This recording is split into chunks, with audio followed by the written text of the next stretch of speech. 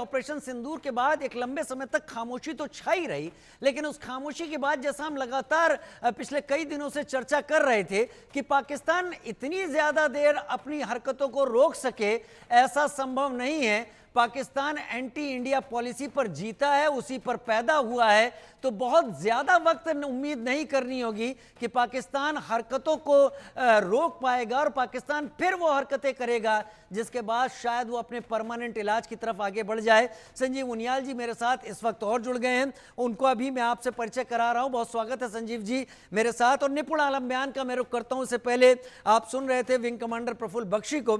निपुण सर, पाकिस्तान से ऑपरेशन सिंदूर के बाद और उसके बीच में कई सारे बयान निकल कर सामने आए, लेकिन हमें लगता है और ऐसा समझ में आता है कि ऑपरेशन सिंदूर के दौरान कुछ तो ऐसा हुआ है जो आज मसूद अजहर की इस रिकॉर्डिंग और सैफुल्लाह या तलहा सईद के इस बयान के साथ अब तक पाकिस्तानी एस्टेब्लिशमेंट के सुर बदले हैं, वो थोड़ा सा खामोश सा रहा है। लेकिन अजीब बात यह है कि इंटरनेशनली जिसे यूएन टेररिस्ट बताता है, जिसे यूएस टेररिस्ट बताता है, ये सारे नाम पाकिस्तान में जीते हुए घूमते टहलते हुए मिलते हैं, फिर भी पाकिस्तान से इस बाबत कभी कोई पूछताछ नहीं होती। हालांकि बाकी सारे काम होते हैं तो हालात बिगड़ जाएंगे, एक मुल्क तबाह हो जाएगा, उसको लेकर बीच में सीजफायर का नाम लेकर कूदने वाले एक फेहरिस्त है। निपुण देखिए राजीव जी, अगर हम पाकिस्तान की बात करते हैं तो हम पाकिस्तान के बारे में एक बात हमेशा बोलते हैं कि पाकिस्तान को चलाने वाला ट्रिपल ए है। ट्रिपल ए मतलब अल्लाह, आर्मी और आपका अमेरिका। जब मैं अल्लाह की बात करता हूं तो यहाँ में गॉड से मतलब नहीं है, मेरा मतलब है रेडिकल और टेररिज्म का जो ये नेक्सस वहां पर बना हुआ है, जिसको हम लोग बोलते हैं कि एक एसेट की तरह जो भारत के विरुद्ध वो यूज करते हैं। और जिस प्रकार से भारत ने ऑपरेशन सिंदूर किया, निश्चित रूप से पाकिस्तान की कमर टूटी। और जिस प्रकार के रेडिकल ग्रुप्स वहां पर है, कट्टरपंथी आतंकवादी जो हैं, इनको अपने आप को बचाना, अपने आप को संरक्षित करना या अपने समर्थकों को जिनके बीच में हीरो हैं उनके बीच में अपनी प्रासंगिकता को बनाए रखना बड़ा मुश्किल हो गया। तो इस प्रकार के जो बयान है, इस प्रकार की जो चीज आप देख रहे हैं, इनके जो मकसद है, मंसूबे ये है कि ताकि हम अपनी जनता को दिखाएं कि नहीं, हम नहीं, भारत डरा है, भारत हारा है। तो ये उस प्रकार के मंसूबे। देखिए एक्चुअली है क्या कि पाकिस्तान के अंदर एक बहुत बड़ी जिहादी कम्युनिटी आपकी डेवलप की जाती है इस तरह के संगठन के द्वारा, चाहे वो लश्कर तैयबा हो या आपका और जमातुल दावा हो, लश्कर मतलब की बहुत सारे प्रकार के ऑर्गेनाइजेशन हैं जो इस तरह के काम को करते हैं ताकि वहां पर एक तरह से जो जिहादी फोर्स है उसकी कमी ना हो। भारत ने एक्शन लिया, एक्शन के बाद निश्चित रूप से हमने एक्शन लेने के बाद यानी कि इसको कॉस्ट ऑफ टेरर हमने बढ़ा दी है। पहली बार ऐसा हुआ है कि एक न्यूक्लियर स्टेट पावर के ऊपर हमने घर में घुसकर मारा, उनकी न्यूक्लियर ब्लैकमेलिंग को भी क्या कर दिया, हमने जीरो कर दिया, नील कर दिया कि क्या ये नहीं चलेगी। अब ऐसे में जो उस प्रकार के लीडर रहते हो, मसूद अजहर हो, हाफिज सईद हो, या इनके और भी जितने भी आपके ऑर्गेनाइजेशन हैं या जो बस आपके नेता हैं, उनका अपना वजूद बचाए रखना, अपना अस्तित्व बचाए रखना, ये उतना ही ज्यादा भारी हो गया, मुश्किल हो गया। ऊपर से एक अननोन गनमैन वहां पर घूम रहे हैं जो चुन चुन कर क्या कर रहे हैं, ऐसे लोगों को हिट कर रहे हैं। तो ये जरूरी इन लोगों के लिए है कि इनके पास एक जिहादी फोर्स हो और ये पाकिस्तान की आर्मी के ऊपर, पाकिस्तान की सरकार के ऊपर एक दबाव डाले कि अगर हमारे ऊपर किसी भी तरह का कोई भी एक्शन या कोई भी हमला हुआ तो ये हमला कहीं ना कहीं पाकिस्तान स्टेट के प्रति मानेंगे। तो बहुत सारे इस प्रकार के फैक्टर हैं। लेकिन बड़ी बात यह है कि मुझे अभी भी एक बात लगती है, हमने कहा कि पाकिस्तान है कि सुधरेगा नहीं, भविष्य में पॉसिबिलिटीज बनती हैं। लेकिन बात यह है कि अगर ऐसी पॉसिबिलिटीज बनती है तो आपने देखा होगा, हमने जानबूझकर कहा था कि ऑपरेशन सिंदूर अभी खत्म नहीं हुआ है, वो लगातार क्या है, जारी है। और आप जानते हैं कि आज के दिन कई स्टेट्स में जो बॉर्डर वाले स्टेट हैं वहां पर मॉक ड्रिल भी कराई गई है। और मॉक ड्रिल का मतलब समझते हैं, हमने देखा था ऑपरेशन सिंदूर से पहले भी मॉक ड्रिल की बात हुई थी और फिर ऑपरेशन सिंदूर आपका हो गया था। तो मुझे लगता है कि इन अगर तारों को, जैसे पीएम मोदी और आपने कहा, कि उनके बारे में समझना सोचना बड़ा आसान नहीं है, क्योंकि जानते हैं कि जो हमने लड़ाई छेड़ी है आतंकवाद के विरुद्ध। ये छोटी लड़ाई नहीं है, बड़ी लड़ाई है। और हम तो बार बार दुनिया को जाके यही बात कह रहे हैं कि हम अपनी लड़ाई नहीं लड़ रहे हैं, हम तो अपनी लड़ाई तो लड़ ही रहे हैं, लेकिन साथ साथ हम दुनिया की भी लड़ाई लड़ रहे हैं। हम जाकर हम्म उनको ये बता रहे हम्म हैं कि 9/11 का जो इंसिडेंट 2001 में हुआ था, उसको करने वाला ओसामा बिन लादेन कोई और नहीं, वो पाकिस्तान में मिला था। और जो आपने कहा कि जो ये आतंकवादी, चाहे वो आपका अमेरिका हो या आपका यूएन हो, उनकी लिस्ट में शामिल है, उसके बाद भी ये सरेआम घूम रहे हैं, सरेआम वहां पे आपके जलसों में भाग ले रहे हैं, बयान दे रहे हैं। तो ये क्या दिखाता है? ये दिखाता है सीधा सीधा कि पाकिस्तान का जो टेररिज्म है वो स्टेट स्पॉन्सर्ड है, और स्टेट स्पॉन्सर्ड है तो जो पाकिस्तान को फंडिंग, आईएमएफ हो, तमाम तरह के जो इंस्टीट्यूशंस की ओर से मिलने की बात की जा रही है, जी हमारी पूरी कोशिश है कि अगली किस्त जो है पाकिस्तान को ना मिल पाए, ठीक है। और तमाम तरह के सेशन पाकिस्तान जाए। जी ठीक, आप सही कह रहे हैं, लेकिन जहां तक मॉक ड्रिल की बात है, जो खबर है मॉक ड्रिल आज के लिए रद्द कर दी गई है बॉर्डर स्टेट्स में। इससे एक और अजीब बात वो समझ में सामने आती है कि पिछली बार जब मॉक ड्रिल होनी थी उससे पहले ही अटैक हो गया था, इस बार भी मॉक ड्रिल रद्द हुई है, तो क्या सरप्राइज एलिमेंट पाकिस्तान को परेशान तो नहीं कर रहा होगा? Sanjeev ji, cost of terror Bharat ने बढ़ा दिया है, ऐसा कह रहे निपुण आलम बयान, लेकिन हमारे लिए एक बड़ी समस्या यह है कि यूनाइटेड नेशंस में अब तक टेररिज्म की कोई डेफिनेशन ही नहीं है, वो डिफाइन ही नहीं किया है। भारत इस लकीर को खींचने की बात करता है कि कोई गुड और बैड टेररिज्म नहीं है, सब एक ही अम्ब्रेला के नीचे आता है, लेकिन पाकिस्तान इसी का क्या फायदा तो नहीं उठाता है? बिल्कुल राजीव, आप बिल्कुल ठीक कह रहे हैं। अब देखिए, जबकि यूएन ने घोषित किया हुआ है टेररिस्ट है, पूरे डिक्लेयर्ड टेररिस्ट हैं, यूएसए की लिस्ट में, यूएन की लिस्ट में, सारी जो टॉप कंट्रीज है उनकी लिस्ट में, पर खुलेआम दादागिरी करते हुए घूमते हैं। आप देखिए, और आपने वीडियो को अगर ध्यान से सुना हो राजीव, आप तो बहुत माइन्यूटली चीजों को ऑब्जर्व करते हैं, तो मैंने ये पर्सनली वीडियो में ऑब्जर्व किया, इस बार हुजूरे आला के हाथ पैर फूले हुए हैं, भीख मांग रहे हैं लिटरली कि हम तो पहले ही खून में लदे हुए हैं, हम तो पहले ही पिटे हुए हैं, हमें मत छेड़िए। आवाज में दम नहीं है।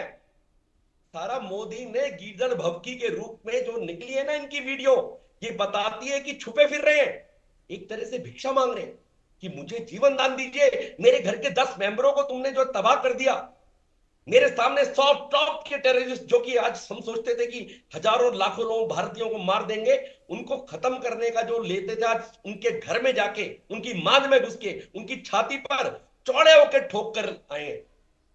तो मौलाना जी, आप नमाज छुड़ाने गए थे, रोजे गले पड़ गए। वही जो कहते हैं ना सिंदूर के लिए, आप सिंदूर के लिए गए थे, सिंदूर किसी का हटाने, और सुदूर में आपको भागना पड़ गया। आपको कोई पीछे पीछे मुड़ के देखना पड़ता है कि भी आपके पास टाइम नहीं है कब आप पर अटैक हो जाए। तो मुझे लगता है राजीव कि इस टाइम जो पूरी साइकोलॉजी है, ये पूरी पार्टी की टेररिस्ट ग्रुप की, ये लगभग समापन की तरफ है। पर हां, मुझे याद है अच्छे से, आप हिस्टोरिकल फैक्ट देखिएगा कि एक सज्जन, ये चाणक्य के बचपन की बात है लगभग, आप देखना हिस्टोरिकली, शॉर्ट में 1 सेकंड में बताऊंगा कि बाकी सब स्टूडेंट्स जड़ निकाल रहे थे जब उनको काम मिला, परंतु एक जो है बालक उन जड़ों को जला रहा था। तो जब राजा सामने, चणक सामने से निकले, तो उन्होंने पूछा कि भाई किसका बेटा है, ये कौन है, कौन है, उसको पकड़ो। उसने कहा जी ये सबको जलाने का आदेश दिया गया था, परंतु ये सब निकाल रहे थे जड़ों को इन पौधे की, पर ये बच्चा जो है उन जड़ों को जला रहा था। तो मैं ये नहीं कह रहा कि मोदी ऐसे स्कूल से पढ़े हुए हैं, मोदी उस विद्यालय में पढ़े हुए हैं जहां चाणक्य था, जहां चाणक्य कहता था कि व्यक्ति को जड़ों से हटा दो, जड़ों से हिला दो, उसकी दोबारा से रोप ना बनने पाए, दोबारा से एक नया जो है हाइब्रिड पौधा तैयार ना हो पाए जो टेररिज्म का पौधा हो। तो मुझे लगता है कि शायद ये मसूद अजहर एंड कंपनी को रियलाइज हो चुका है कि अब वो सुरक्षित नहीं है, ऑलमोस्ट भिक्षा मांग रहे हैं अपनी जीवन की। आप जब किसी को मारते हैं ना, अपने बदमाशों की लाइफ में, एडवोकेट हूं, क्रिमिनल एडवोकेट हूं, मैंने देखा कि जब ये 15 लोगों का मर्डर करने के बाद कितना खूंखार, और मेरे चेंबर में बैठ के कह रहा है सर मुझे फांसी तो नहीं होगी, वकील साहब मुझे फांसी से बचा लोगे ना। इतने डरपोक होते हैं ये लोग। एक सैनिक जो 100 लोगों को मार देता है बॉर्डर पर, वो डरपोक नहीं होता, वो बहादुर होता है, क्योंकि वो कॉज के लिए लड़ता है, मिट्टी के लिए लड़ता है, अपने देश के लिए, अपनी जाति के लिए, अपने समाज के लिए लड़ता है। परंतु ये निहत्थे लोगों पर उनकी पत्नी के सामने उनका सिंदूर मिटाने के लिए लड़ते हैं, इसलिए बहुत डरपोक होते हैं। इसलिए मैंने बताया 2-3 डाकू टॉप के टेररिस्ट जिनको मैं बेल के लिए मेरे चेंबर में बैठ के रोते हैं, और मेरे जूनियर मुझे कहते हैं सर ये टॉप का टेररिस्ट है, टॉप का जो है बदमाश है, पर आंसुओं से रो रहा है, अपनी भिक्षा ले रहा है। जब इसके ऊपर पड़ी कि मेरे को फांसी तो नहीं हो जाएगी, तो असलियत ये है राजीव कि ये वास्तव में भिक्षा मांग रहा है। इसने कटोरी फैलाई है मोदी के सामने, भारतवर्ष के सामने, हमारे सेनानियों के सामने, हमारी ताकतवर फौज के सामने, आकाश 1, 2, 3 के सामने, ब्रह्मोस मिसाइल के सामने मसल के रख दिया। ये है भारत की इकोनॉमी बन गई, चौथी इकोनॉमी बनना मतलब है सुपर पावर बनने वाली है। और आज संगठन गढ़े चलो, सुपंथ पर भले चलो, पहला हो जिसमें देश का वो काम सब किए चलो, भूल कर भी मुख में जाति पंथ की ना बात हो। मैं कभी पंथ की जाति की बात नहीं करूंगा। इस देश को विकसित भारत बनाऊंगा, इस देश को टॉप की इकोनॉमी बनाऊंगा, इस देश को दोबारा से शक्तिशाली बनाऊंगा और वैभव पर पहुंचाऊंगा, जहां पर कि ये विश्व गुरु बनकर निकल के आएगा। ऐसा संगठन से निकलने वाले सही कह रहे हैं, सही कह रहे हैं आप, सही कह रहे हैं आप संजीव उनियाल जी। लेकिन यह भी कहा जाता है कि क्षमा करना या माफ करना भी किसी ताकतवर को शोभा देता है। अगर कमजोर कहता है जाओ मैंने तुम्हें माफ किया, तो दुनिया उसके ऊपर हंसती है, उसकी बात को गंभीरता से नहीं लेती है। यह भी समझना हमें होगा। लेकिन मैं बड़ी खबर का रुख करूं, उसके बाद विंग कमांडर प्रफुल्ल बख्शी का रुख करूंगा, और इस बीच बहुत जल्द मेरे साथ डॉक्टर अमजद अयूब मिर्जा भी जुड़ने वाले हैं। पाकिस्तान में फिर दिखा आतंकी और सेना का गठजोड़, पोस्टर लगे हैं लश्कर के आतंकवादी और आसिम मुनीर और पाकिस्तान के दूसरे लोग एक साथ दिखाई पड़ रहे हैं। ये आप देखिए, पाकिस्तान के तीनों सेनाओं के चीफ और दूसरी तरफ हाफिज सईद और बाकी आतंकवादी एक पोस्टर में। और ये पोस्टर कहाँ लगा है? ये किसी बस स्टैंड पर लगा हुआ है। ये दरअसल रेडिकल बनाने की कोशिश इस वक्त कराची में, कराची और सिंध के कराची में लगाया गया है। वही सिंध जहां पर एक नहर निकालने को लेकर इस वक्त लोग सड़क पर उतर आए हैं और पाकिस्तान में जबरदस्त खिलाफत अब दिखने लगी है। वही कराची जिस बंदरगाह को 1971 में पूरी तरह से ब्लॉकेट कर दिया गया था, वही कराची जिसको इस बार तबाह करने के लिए नेवी आदेश का इंतजार कर रही थी। हालांकि उससे पहले एयरफोर्स और आर्मी ने वो काम कर दिया था जिससे नेवी को वहां पर कदम उठाने की आवश्यकता नहीं पड़ी, सबक दे दिया गया। विंग कमांडर प्रफुल्ल बख्शी मेरे साथ इस वक्त जुड़ गए हैं। विंग कमांडर प्रफुल्ल बख्शी, हम पाकिस्तान से आ रही धमकियों को सुन रहे हैं और देख रहे हैं। अगर ये धमकी हकीकत में अमली जामा पहनाने की कोशिश करती हुई दिखाई पड़ती है, तो उनको यह भी याद रखना चाहिए कि ऑपरेशन सिंदूर स्थगित हुआ है, रोका नहीं गया है। तो दूसरा ऑपरेशन सिंदूर का 2.0 इस बार कितनी तबाही लाएगा ये एक्सपेक्टेड नहीं है, उसकी कोई भी क्वांटिटी हो सकती है। लेकिन मैं एक सवाल, एक न्यूज से थोड़ा हैरान हुआ। आप दोनों को क्लब करते हुए हमारे दर्शकों को समझाइएगा। मुझे एक जानकारी मिली है कि पाक ऑक्युपाइड कश्मीर के रावलाकोट में तहरीके तालिबान पाकिस्तान के टेररिस्ट वहां पर मिले हैं और उनके साथ एनकाउंटर हुआ है। हालांकि उसमें से 2 या 3 को पाकिस्तान की फोर्स ने न्यूट्रलाइज किया है, लेकिन कहां वेस्टर्न फ्रंट, कहां पीओके, टीटीपी ने यहां तक अपनी आमद कर ली है। ये कितना बड़ा खतरा पाकिस्तान के लिए, और क्या हमको भी सोचने की जरूरत है? हमको अपनी सोचने की इसलिए ज़रूरत पड़ेगी कि अपनी जो प्लानिंग में अगर हमको थोड़ा सा चेंजेस लाने हैं वो हमको लाएंगे, और हमको ये आंकड़े मिलते रहेंगे। देखिए, पाकिस्तान के अंदर जो टेररिस्ट एलिमेंट है वो सारा पाकिस्तान की मुट्ठी में नहीं है। इन पाकिस्तान की टेररिस्ट का आका है पाकिस्तान का आर्मी चीफ, और यही है, यही मुल्लों को बैठ के हुक्म करता है। पर there are Taliban elements which are against Pakistan, they are against Pakistan army, और वो आपको मिलेंगे यहाँ पे भी, पीओके में भी, जो पाकिस्तान की खिलाफत कर रहे हैं, ये भी हैं। ये आपको सिंध में ही मिलेंगे, बलोचिस्तान में भी मिलेंगे आपको। तो पाकिस्तान की आर्मी को खतरा है, वो सब ठीक है, पर हमारे को एक चीज याद रखनी चाहिए। ये अभी अभियान शुरू हुआ है, अभी सिंदूर 2, सिंदूर 3 और सिंदूर 4 जो जितने चलेंगे वो सब चलेंगे। पर हम एक बात याद रखें, हमारे दो एम से जो सामने रहने चाहिए, टेररिस्ट को खत्म करना, टेररिज्म को, और पीओके को लेना। ये इसको भूलिए मत, सब चीजें हो जाएं पर ये चीज हमारी ऑब्जेक्टिव रहेगी। पर टेररिज्म को खत्म करने के लिए हमको अपने स्लीपर सेल से आंख नहीं उठानी। अभी तो हमारे को बहुत बड़ा अभियान शुरू करना है, स्लीपर सेल्स। और ये जो आप करें ना, ये जो एक्सरसाइज रोक दी गई है, एक्सरसाइज हो रही है, अल्टीमेटली आप देखेंगे दिस एक्शन होगा against sleeper cells. Even civil defence की एक्सरसाइज होगी, वो होगी कि स्लीपर सेल का जो असर है वो और खत्म हो, क्योंकि अभी ये खत्म नहीं हुए हैं और अंदर आएंगे, क्योंकि इनको बांग्लादेश का सहारा मिल रहा है, चाइना का सहारा मिल रहा है, अमेरिका का फंडिंग मिल रही है, इनको मिडिल ईस्ट से पूरा सहारा मिल रहा है, आईएसआईएस से सहारा मिल रहा है। तो अभी मत सोचिए कि सब भारत में ठीक हो गया है, स्लीपर सेल चले गए हैं और अब ये इक्के दुक्के जो टेररिस्ट हैं इनको हम 2-3 स्ट्राइक में खत्म कर देंगे। ऐसा नहीं होगा, ये खत्म कभी नहीं होंगे, क्योंकि इतनी गरीबी है। और ये टेररिज्म एक थॉट प्रोसेस है, थॉट प्रोसेस हराया नहीं जा सकता। जब तक रेडिकल इस्लाम जिंदा है तब तक ये थॉट प्रोसेस जिंदा रहेगा। तो सर असल टेररिस्ट तो पाकिस्तान आर्मी है, असल टेररिस्ट तो पाकिस्तान आर्मी है, हम उसे कब हिट करने की तैयारी करेंगे? या आप सबका ज्वाइंट एक क्यूमुलेटिव ये निकल कर आ रही है चीज कि असल टेररिस्ट पाकिस्तान आर्मी है, हम वहां पर हिट, क्या इस बार इशारा दिया है हमने केवल? देखिए, पाकिस्तान की आर्मी को हिट करने के लिए हमें अभी वेट करना है। हम आपस में बैठे हैं टेलीविजन पे, हमारे पास सारे आंकड़े नहीं हैं।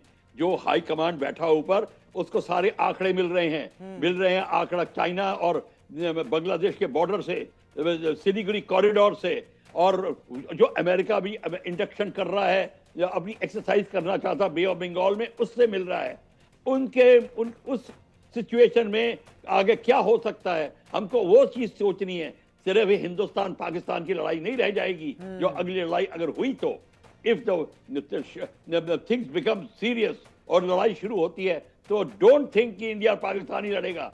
आपकी फ्रंट बांग्लादेश पे भी होगी, आपकी फ्रंट चाइना पे भी होगी, पूरा लद्दाख से अरुणाचल आग बबूला हो जाएगा।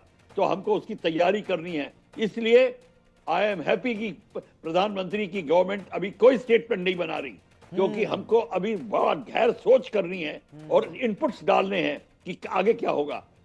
तो 3-4 स्ट्राइक्स में 3-4 बेस सब और करेंगे, 9 बेस और उड़ा देंगे, कोई फर्क नहीं पड़ेगा। आप 200-300 टेररिस्ट मार दीजिए, वो और आ जाएंगे। इनको आप खत्म नहीं कर सकते, ये थॉट प्रोसेस है। ये तो बाहर से भी आ सकते हैं, अभी तो फॉरेन टेररिस्ट आएंगे। आपको किसने कह दिया जो नहीं आएंगे? वो पहले से आ रहे हैं। उनको इतना अफगानिस्तान में आर्मामेंट पड़ा हुआ है, ये 18 बिलियन का आर्मामेंट पड़ा हुआ है वहां पे, वो उसमें अटैक हेलीकॉप्टर्स हैं, मोटर्स हैं, सब कुछ है उनके पास। तो इसलिए हमको बहुत घोर तैयारी करनी है, तैयारी में कमी नहीं लानी चाहिए। और ये जो सिविल डिफेंस की एक्सरसाइज जो होनी थी, इस पे रोक क्यों लगी है? मैं एक क्वेश्चन पूछना चाहता हूं, इसको जल्दी से जल्दी स्टार्ट किया जाए। आपको पता नहीं कब से क्या हो सकता है। इसलिए मेरी तरफ से एज एन एनालिस्ट मैं ये कहूंगा, हमें civil defence exercise at once ready start करनी चाहिए and we should become efficient. जो 1971 में किया था अब करना पड़ेगा। पर अभी आई एम सॉरी, हमको अभी वो मोमेंटम आया नहीं है। हम सिर्फ एक ही जगह ध्यान दे रहे हैं, बाकी जगह नहीं। एग्जैक्टली आपने बड़ा क्लियर इस बात को सामने रख दिया। हालांकि हम टीवी पर बैठकर इन माइन्यूट चीज़ों को डिस्कस नहीं कर सकते, लेकिन कम से कम उस सतह पर तो जा सकते हैं। आपका कहना है कि अभी हम एक फ्रंट के बारे में सोच रहे हैं। मेरे दिमाग में लगातार आप लोगों से चर्चा के पहले स्टडी करते वक्त ये आ रहा था कि मैं क्यों इस बात को इनकार कर दूं कि पाकिस्तान अकेला नहीं है, चीन उसके साथ लड़ रहा है, दिख जरूर नहीं रहा है। लेकिन निपुण आलम बयान मेरे साथ इस वक्त जुड़े हुए हैं। निपुण सर, मैं घूम फिर कर वही बात लाऊंगा। आज डिफेंस मिनिस्टर ने भी बात कही कि पीओके तो आना ही है और हम बातचीत अब और किसी पर नहीं करेंगे। जैसे पाकिस्तान पहले कहता था हम कश्मीर पर बात कर लेते हैं, भारत ने अब वो लाइन बड़ी खींच दी है कि हम टेरर और पीओके पर बात करेंगे। कश्मीर है उसमें, पाक ऑक्युपाइड कश्मीर है, अब उसी पर बात करेंगे। क्या डिप्लोमेसी से पीओके मिल सकता है? क्लियर कीजिए इस चीज को निपुण आलम बयान आप। और क्या पाकिस्तान का बने रहना, अगर नहीं मिल सकता है तो क्या पाकिस्तान का बने रहना अब ठीक है? नहीं, देखिए, अगर हम डिप्लोमेसी की बात करते हैं तो आज हमारी डिप्लोमेसी की तो वाह पूरी दुनिया में है। और हम ये बात कहेंगे डिप्लोमेसी से देखिए हर तरह की संभावना है। डिप्लोमेसी का फेल्योर जो है वो वॉर में परिणत होता है, और हर देश अपने राष्ट्रीय हितों को साधने के लिए पहले डिप्लोमेसी फिर वॉर की ओर बढ़ता है। मुझे लगता है कि भारत तो बहुत मजबूत तरीके से, देखिए एक बात मैं बार बोलता आ रहा हूँ राजीव जी, पाकिस्तान की स्थिति जो है वो बाल्कनाइजेशन की ओर बढ़ रही है। बाल्कनाइजेशन हम एक टर्म यूज करते हैं जिसमें हम ये कहते हैं कि कोई देश जो टुकड़ों में टूटने वाला है, जैसे यूगोस्लाविया अपनी इथनिसिटी और लैंग्वेज के बेस पर टूटा था, लेकिन पाकिस्तान के साथ ये तो है ही, इसके साथ पाकिस्तान के साथ दो चीजें और हो रही हैं। एक तो इकोनॉमिकल क्राइसिस और एक रिसोर्सिस क्राइसिस। इकोनॉमिक क्राइसिस तो झेल रहा है, रिसोर्सिस क्राइसिस भी बड़ी मात्रा में है। बलूची इस बात से नाराज है कि तुम हमारे रिसोर्सिस को यहाँ से निकाल कर इस्लामाबाद पंजाब को डेवलप कर रहे हो या चीन भेज रहे हो। सिंधी आज इस बात से नाराज है कि आप हमारे हिस्से का पानी में दे नहीं रहे हो, ऑलरेडी दे रहे हो, पहले से दे रहे हो पिछले साल से ही, कि चौलिस्तान को डेवलप करना है, कि रेगिस्तान को डेवलप करना है, जिससे पंजाब के लोगों को फायदा हो। तो पाकिस्तान का मतलब तो ये हो गया है पंजाब। तो जब इस प्रकार की स्थिति हो कि सिंध के अंदर हम देखते हैं 47 लेके लोग सड़कों उतरे हैं, और खास तौर से जब हमने इंडस वाटर की सस्पेंशन की बात की टीडी की, तो और ज्यादा पैनिक आपका सिंध के अंदर है। तो आप देखिए बलूचिस्तान अपने आप, सिंध भी आपका स्थिति बनी हुई है, खैबर पख्तूनख्वा की स्थिति बनी हुई है। तो पाकिस्तान के तो 4 प्रोविंस है, पीओके को लेकर तो कोई बात नहीं है, पीओके तो हमारा है, क्योंकि पीओके पे तो उनका इलीगल ऑक्यूपेशन है। राजीव में एक बात कहता हूँ कि हम सब लोग अगर कोई लैंड लेते हैं, जमीन लेते हैं, तो हमारे पास बकायदा उसका पेपर होता है, रजिस्ट्री होती है। अगर पाकिस्तान से जाकर कोई पूछे पीओके कहां से आया तुम्हारे पास, तो ये बता नहीं पाएंगे, क्योंकि राजा हरि सिंह के सिग्नेचर करा हुआ विलयपत्र इंस्ट्रूमेंट हमारे पास में है। तो मैं तो कहता हूँ कि जब पाकिस्तान खुद ही तार होने की ओर है, तो पीओके को तो मिल जाना वैसे ही बहुत आसान है। और हम तो देख रहे हैं पिछले दिनों पीओके में जिस प्रकार के आंदोलन हुए, जिस प्रकार के मूवमेंट है, और एक बात हमेशा ध्यान रखनी है राजीव जी हम लोगों को, कि जिस प्रकार से कश्मीर में डेवलपमेंट देखा, इसी डेवलपमेंट से तो ये लोग चिड़े। जिस प्रकार से वहां टूरिस्ट गए, तो 2 करोड़ से ज्यादा लोग टूरिस्ट वहां पहुंच जा रहे घूमने के लिए। इन बात से पाकिस्तान घबराया और पहलगाम जैसी घटना को अंजाम दिया। मैं मानता हूं कि पीओके के लोग भी इस बात को देखते हैं कि भारत के अंदर ये नहीं है कि किस एरिया का डेवलपमेंट होना है या नहीं होना है, भारत सब क्षेत्र को साथ लेके चलने का प्रयास कर रहा है। तो पीओके भी भारत के प्रशासित वाले कश्मीर के डेवलपमेंट को देखता है। तो मुझे लगता है कि पीओके खुद ही वहां पर क्या करेंगे, आंदोलन करेंगे, पीओके के लोग भारत से विलय करेंगे। ठीक है संजीव उनियाल जी, मैं शायद आपसे पहले भी एक सवाल पूछ चुका हूं, और आज की चर्चा में भी मैं उस सवाल को इसलिए रखना चाहता हूं क्योंकि आज अब डेवलपमेंट हो रहे हैं। आपने कहा, हम लोग हमारी चर्चा में आया, वो धमकी दे रहे हैं, उन्होंने ये कहा ये हाल हो जाएगा, उनका पूरा परिवार तबाह हो गया है।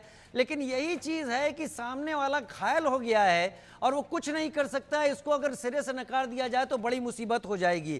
क्या भारत ने अब अपनी लड़ाई खुद लड़ना सीख लिया है, और क्या पाकिस्तान अब नया फ्रंट अगर तैयार करेगा टेररिस्ट के जरिए, क्या उसको भारत अब और अच्छी तरीके से मार सकता है? राजीव, आप जो है ना अच्छे पत्रकार हैं, क्योंकि आप हिडन लाइन है, you read between the lines. लगभग यही इशारा मैं आपकी तरफ कर रहा था, और आपने जो लास्ट छोर छोड़ा था मेरे प्रश्न का, क्षमा वाला, तो मुझे वो 2 लाइनें, क्षमा शोभती उस भुजंग को जिसके पास गरल हो, उसको क्या जो दंतहीन विषरहित विनीत सरल हो। क्षमा उसी व्यक्ति को शोभा देती है जो ताकतवर होता है, जो शक्तिशाली होता है, जो अपने ब्रह्मोस मिसाइल को अटैक करना जानता है और दूसरे के मिसाइल्स को जीरो करना जानता है। वो आकाश 1, आकाश 2, आकाश 3 से। तो क्षमा अगर हम करते तो जब करते जबकि इनको घुटने पे टिका देते, पर अब वो क्षमा वाला क्षेत्र नहीं है, वो चाणक्य नीति है अब, कि हम जड़ों से जड़ों को जला देंगे, खत्म कर देंगे। तो ये नीति मुझे लगता है कि सबसे जरूरी है इस तरह के टेररिस्ट के लिए। विंग कमांडर साहब भी यही कह रहे थे, और मेरे मित्र जो एक्सटर्नल अफेयर्स वो भी यही कह रहे हैं कि हमें इनको जड़ से हटाना पड़ेगा, उसके लिए तैयारी करनी पड़ेगी। और 140 करोड़ लोगों को पूर्णतः विश्वास है मोदी सरकार पे कि ये इस बार इस जड़ों से मेरे हटाएंगे मेरे और पास उसको लेके हमारे संजीव साथ जी, विंग कमांडर प्रफुल्ल बख्शी निपुण सर, मेरे पास कोई बहुत बड़ा तर्क नहीं है क्योंकि आप सब लोग अनुभवी हैं। मुझे एक गांव की एक कहावत याद आती है कि अगर किसी पेड़ को जड़ से खत्म करना हो तो उसकी जड़ों में मट्ठा डाल दो या छाछ डाल दो। मैं इतना ही समझता हूं, क्या पता भारत का एस्टेब्लिशमेंट वही मट्ठा इस वक्त तैयार कर रहा हो। जब वो डाला जाएगा तो जड़ें भी गायब होंगी और नए आने वाली कोपले भी खत्म होंगी।